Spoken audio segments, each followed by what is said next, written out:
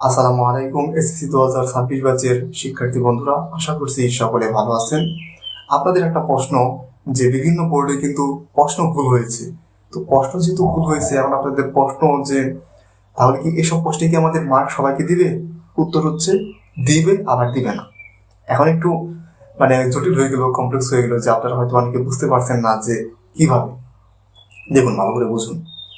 অনেকে আছে যারা কিনা হয়তো যেমন গণিতে যদি ভুল হয়ে থাকে, তো আপনি যখন অঙ্কটা করেছেন, যখন ফল মিলেনি, তখন আপনি দাগানিনি, চারটার একটাও দাগাননি।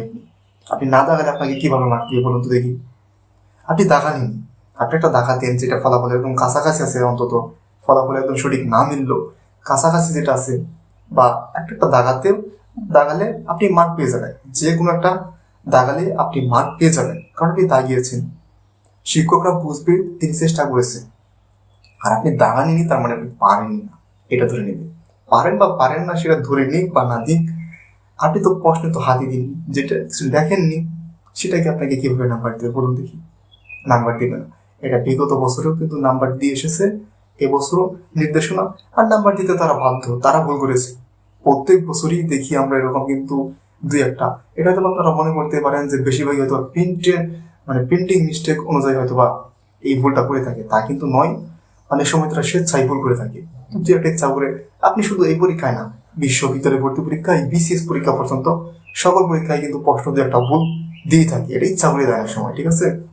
বরং আমি বলবো এটা আপনাদের জন্য পজিটিভ একটা দিক, আপনাদেরকে মার্ক দেওয়ার জন্যই এই ভুলটা করে।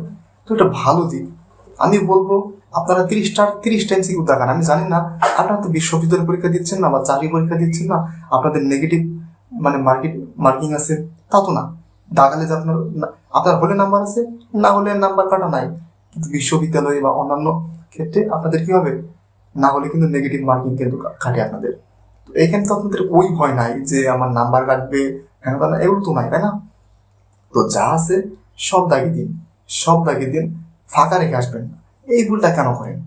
ফাঁকা রেখে এসে আবার বাড়িতে এসে কান্নাকাটি করেন, মার্ক দিবে কিনা এর জন্য। দিবে না তো, কারণ আপনি দাগানিনি। আর যদি দাগে থাকেন, সেটা যদি ভুল হয়, কারণ প্রশ্নের ভুল, স্যারেরা ভুল করেছে, যারা প্রশ্ন তৈরি করেছে তারা ভুল করেছে, আপনার এর মধ্যে কোনো ভুল নেই। আপনাকে মার্ক দিতে তারা বাধ্য, এবং মার্ক দিবে, এই হচ্ছে কথা। আরো যদি আপনাদের যদি কোনো কিছু জানার থাকে, অবশ্যই কমেন্ট করতে পারেন, উত্তর দেওয়ার চেষ্টা করবো। সকলে ভালো থাকেন। আর পরবর্তী ভিডিও পেতে অবশ্যই আমাদের চ্যানেলটি সাবস্ক্রাইব করবেন। আর ফেসবুক থেকে যারা দেখছেন, তারা অবশ্যই আমাদের পেজটি ফলো দিয়ে রাখবেন। এটা আপনাদের প্রতি অনুরোধ। সবাই ভালো থাকবেন। আসসালামু আলাইকুম।